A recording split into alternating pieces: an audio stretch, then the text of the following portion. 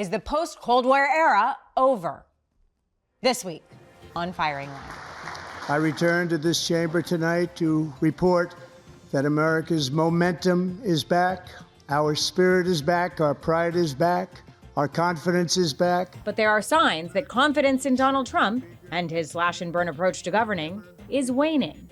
The Trump administration is in a position of much greater vulnerability today than it was at the start. Conservative columnist for the New York Times, Ross Douthat, writes about politics and religion. His latest book is entitled Believe: Why Everyone Should Be Religious. In a week in which the Trump administration praises our former foes, Let me tell you, Putin went through a hell of a lot with me. He went through a phony witch hunt. and criticizes our traditional allies. The threat that I worry the most about vis-a-vis Europe is not Russia. What I worry about is the threat from within. What does conservative columnist Ross Douthat say now? Firing Line with Margaret Hoover is made possible in part by Robert Granieri, Vanessa and Henry Cornell, the Fairweather Foundation, Peter and Mary Calico, Cliff and Laurel Asnes, the Meadowlark Foundation, and by the following. Corporate funding is provided by Stevens, Inc. Ross Douthat, welcome to Firing Line. Thanks so much for having me, Margaret. It's great to be here. President Trump delivered his first address to Congress this week and declared that he had accomplished more in 43 days than most administrations accomplish in 4 or 8 years. The fact is, the economy is showing some flashing signs. His approval rating is lower than any modern president at this point in his term, and his alliance with Elon Musk is deeply unpopular. How do you assess the opportunities and the real risks of the moment we're in? I mean, I think what you've just said is basically correct, that the Trump administration is in a position of much greater vulnerability today, a month into his presidency, than it was at the start. And some of that just reflects the normal pattern of American politics, where presidents tend to be unpopular. But I think the way to look at the Trump situation is, we in the media don't think of Trump as the candidate of normalcy, right? Because he's obviously such an abnormal, over-the-top figure. But I think for a lot of American voters, there was a sense that actually Trump's first term felt more normal than Biden's 4 years. Biden's 4 years were more war and military conflict overseas, the highest inflation that we had seen since the 1970s, early 1980s. So I think there was clearly a way in which a lot of people who voted for Trump in 2024 were essentially voting to get not the pandemic back, not the pandemic, but 2018, 2019 back. I think there was absolutely a constituency for getting the border under control, absolutely a constituency for anti-woke, anti-DEI stuff. But there wasn't, I think, a clear constituency for revolution, right? And the difficulty that Trump has already run into is, the combination of, trade wars against Canada and Mexico, which are often or on from week to week, right, depending on what's going on, with the Musk style of, making cuts to federal agencies. Slash and burn. Well, some of the slashing is popular. It's interesting that Musk is much more unpopular right now than Doge, right? So there's still plenty of support for efficiency in government. Yeah. There's less confidence that Musk is the guy to do it. So I'd say Trump is in a place where his approval ratings haven't sunk that much, but he could use a dose of stabilization, right? Which is not the Trump brand. It's not the Trump brand. And yet, now, a month into his presidency, there is a new normal. You wrote, after Trump won in November, quote, "The post-Cold War era has ended, and we are not going back." Since taking office, Donald Trump has aligned the U.S. in some ways more closely with Russia than it has been aligned since after the Cold War, imposed these tariffs against American allies and adversaries. Again, off again, on again. And China, yes. And adversaries. Retreated from the world in humanitarian spaces, which you've opined about. How do you define? This is not a dose of normalcy. This is a new world order. Right. Well, and how do you some understand that? Yeah. Well, some of what Trump is doing is totally understandable in the context of a world that just doesn't look like the world in 1995 or 2010, right? So if you look at foreign policy overall, the United States is just not in the position it was in the early 2000s. Even more importantly, our allies are not in the position they were in, right? Western Europe, Europe as a whole, is just a weaker player in world affairs than it used to be. China and India are much more important. And any president who's serious about dealing with this world is going to have to do something different than just be a kind of foreign policy maximalist, where you say, we're all in for democracy all the way to Russia's border. We're all in for war with Iran if we need to have a war with Iran. And by the way, we're also containing China and preventing them from taking Taiwan. Mm-hmm. In fact, the United States needs to make a set of different strategic decisions. And the Trump goal of the official goal of the Trump administration is get Europe to take more responsibility for events that happen in European theaters, which means having an armistice in Ukraine and having Europe bear the burden, more of the burden for sustaining Ukraine. I think in the landscape that we're in now, that's a broadly defensible goal. And I think it's probably the goal that even a Kamala Harris administration would have ended up seeking probably after a couple more years of war. Now, does that mean that Trump, going around and saying Zelensky's a dictator and Putin's been really badly treated like me is a good plan? No, obviously it's not a good plan. But you have to understand Trump in the context of a world where just repeating the formulas of the immediate post-Cold War era when the U.S. was basically unchallenged is not going to work. During the speech this week, President Trump read to the joint session of Congress a letter from Ukrainian President Volodymyr Zelensky stating, quote, Ukraine is ready to come to the negotiating table as soon as possible to bring lasting peace closer. Is there a case to be made that Trump's approach to the conflict is actually working? I think there's a case to be made that the broad approach makes sense. I think we can't say whether it's working until we actually see the armistice that is eventually negotiated. I think Trump is right that after multiple years of war, in which the last Ukrainian offensive failed, and now we're in trench warfare and a stalemate, the government in Kyiv has to be prepared to enter into some kind of negotiation, even though Vladimir Putin is untrustworthy. That's just sort of the nature of that reality. So in that sense, yes, it's a success for Trump getting Zelensky to agree to some kind of negotiation. But the two questions ahead are, one, is Putin really interested in good faith negotiation that could lead to a settlement? And two, if you do that kind of negotiation, can you figure out a post-war settlement where two things are true at once? First, the United States is under no circumstances going to give Ukraine a NATO-style guarantee. There's no world in which we're going to promise to go to war for Ukraine.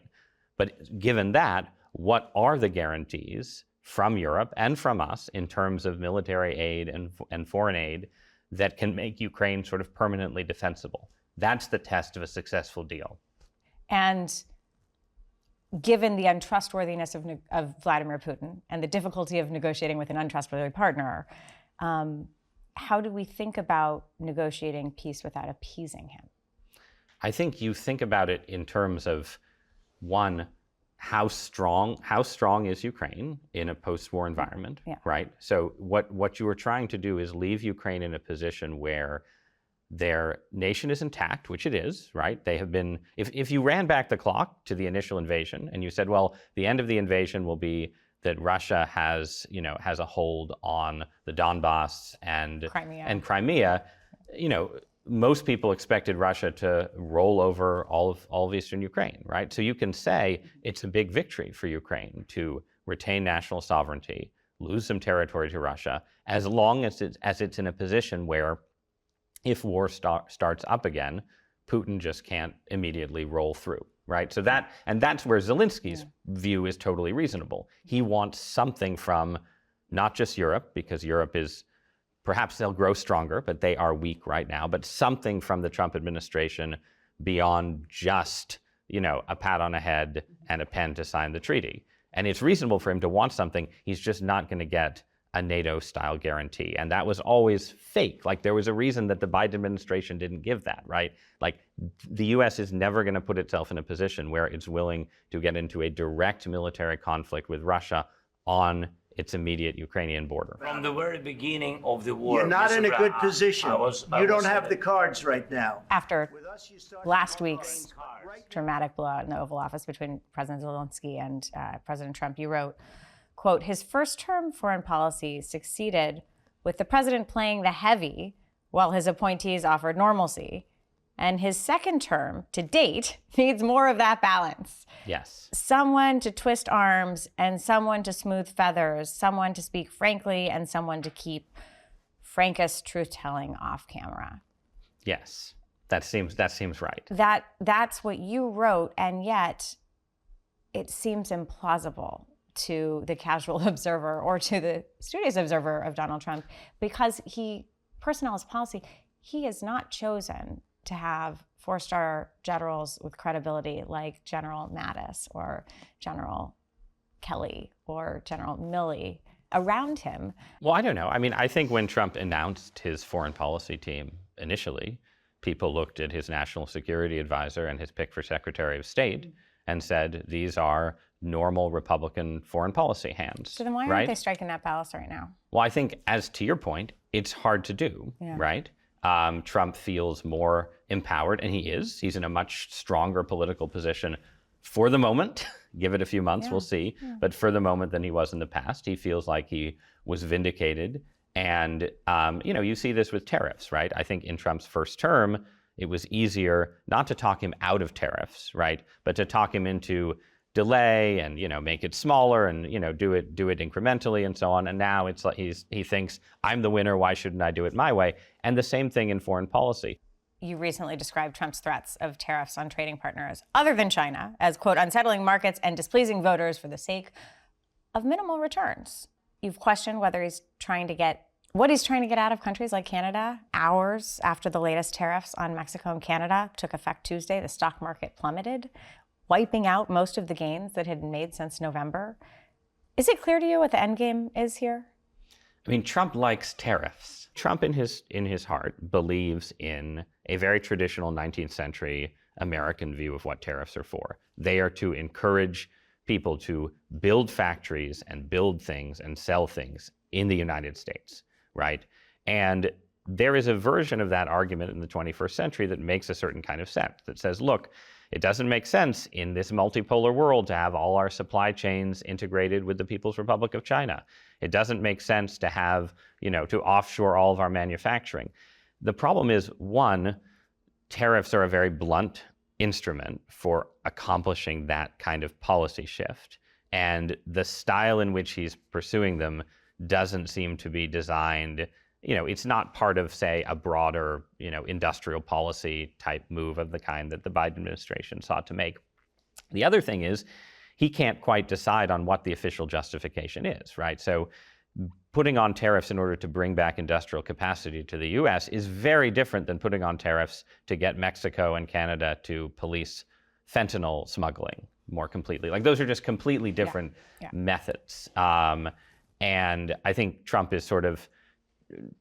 wants tariffs. People around him are sort of trying to fill in different justifications, I would say. Right. But it doesn't look like a sort of coherent long-term policy plan.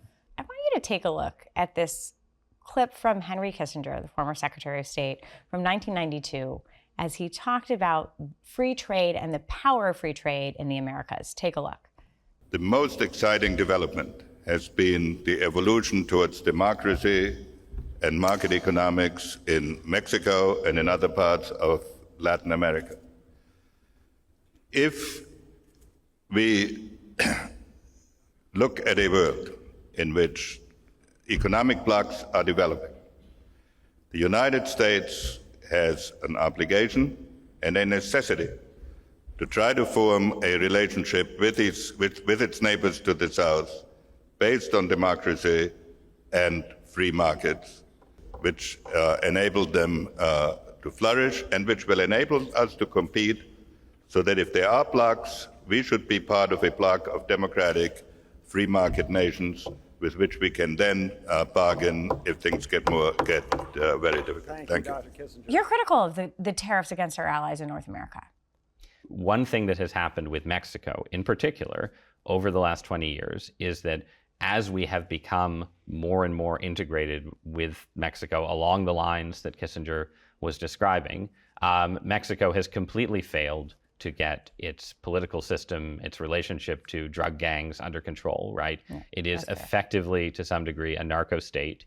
And this has become, that basic problem has then become integrated with the emergence of fentanyl, the opioid epidemic, and everything that's followed from it. And it is a really big problem for the United States that sort of nostrums about free trade don't adequately address. When you have free trade with a narco state, it's a problem, right? So in that sense, Mexico provides a good place to challenge a paradigm that just says NAFTA was great and everything is great, right?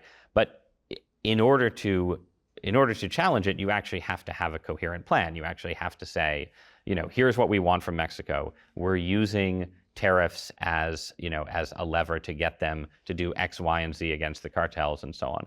And I should say that there is something like that has happened, right? There have been reports that, in an effort to sort of get on Trump's good side, the Mexican government is going after the cartels more completely than before. And you do have to say that Trump's southern border policy so far has been a complete success, right? It's the place where he really could legitimately say, I made a promise that border crossings would fall dramatically. They have fallen dramatically.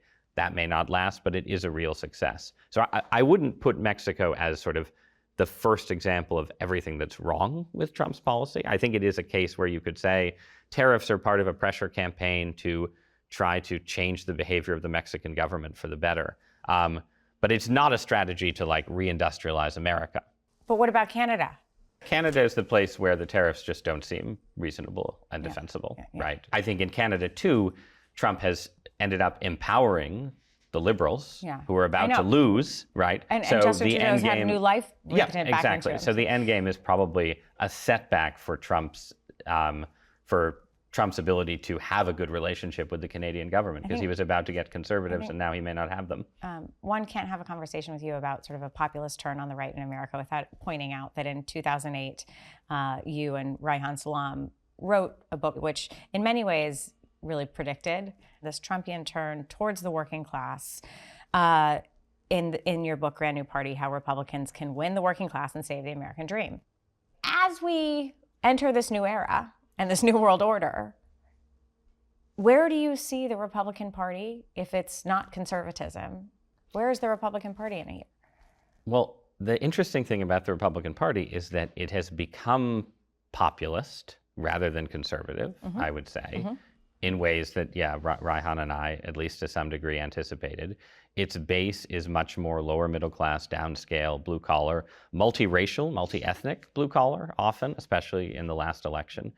But it still does not fully have a policy agenda that matches what those voters want, right? So that's, even under Donald Trump, the great populist, the big debate that Republicans are having in the House and Senate, right, is about how to sustain corporate tax cuts and to do so potentially while cutting Medicaid, right? That combination is not something that anyone in Trump's working class base is particularly supportive of. So in that sense, the Republicans have become a working class party without ever fully developing a clear working class agenda. You've written a new book.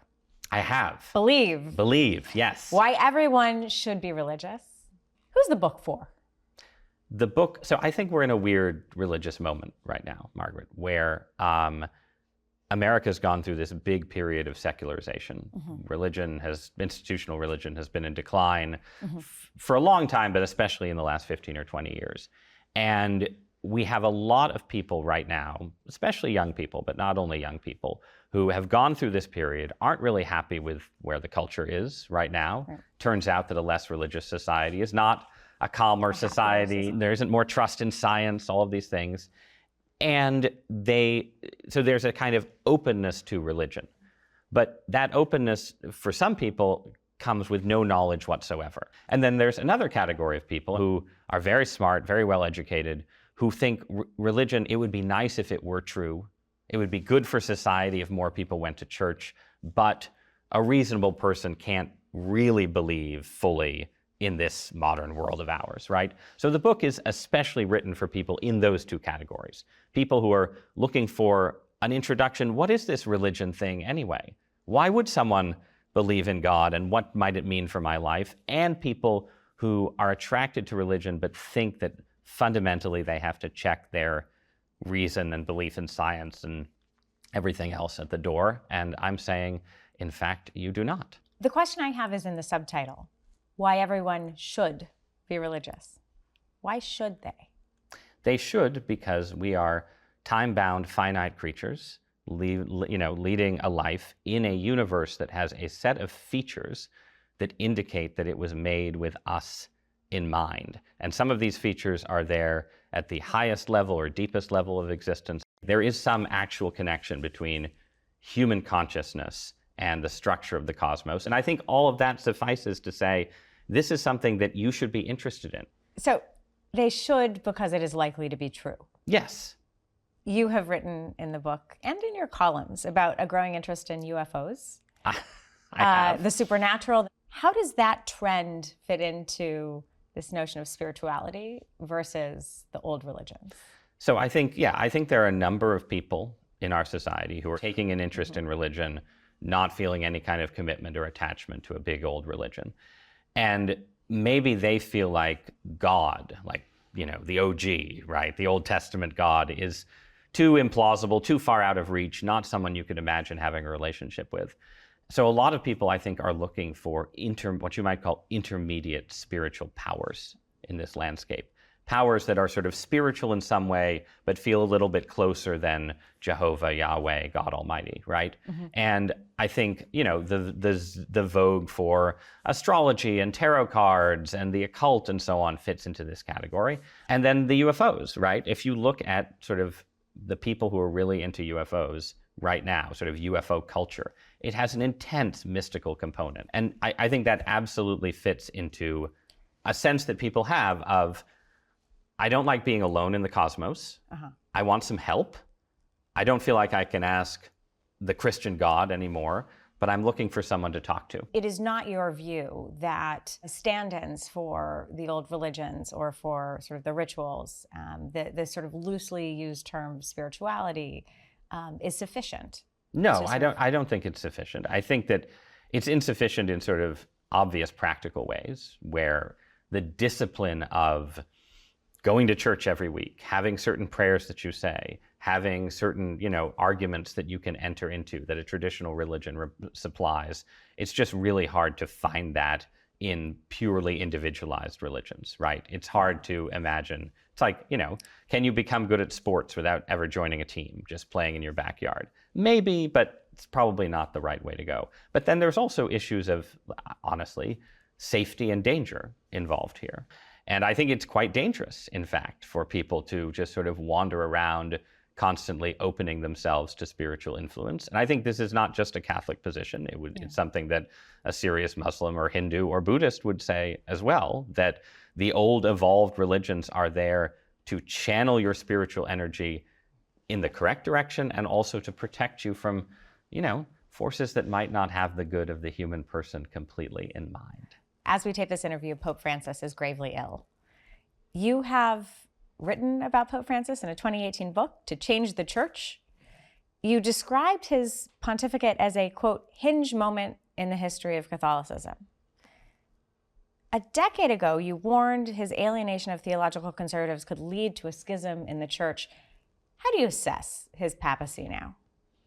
I think one should be cautious about saying anything in a moment where the Holy Father is possibly on his deathbed. I would say very provisionally, I think that while the Pope's choices did not in fact lead to the kind of schism that I feared, he does preside over a church that is bitterly divided and where papal authority, the authority over either more liberal Catholics or more conservative Catholics, seems extremely weak. The other thing I'd say, though, is that so many of the debates of the Francis era were a kind of revival of 1970s era post-sexual revolution debates. in Catholic life about married priests and divorce and remarriage and these kind of things. I do think maybe not that those debates aren't important anymore, but I do think we're entering into a stranger new era where people may spend more time having religious arguments about the internet or the demonic or any range of things than just having sort of culture war clashes. So my suspicion is that this is sort of the last pontificate of the post-Vatican II, post-1960s church, and the next one will be somewhat new in ways that neither liberals or conservatives will be able to predict, but that's in God's hands. Ross Douthat, thank you for joining me on Firing Line. Thank you, Margaret, for having me. It was a great pleasure. Firing Line with Margaret Hoover is made possible in part by Robert Granieri, Vanessa and Henry Cornell, the Fairweather Foundation, Peter and Mary Calico, Cliff and Laurel Asnes, the Meadowlark Foundation, and by the following. Corporate funding is provided by Stevens Inc.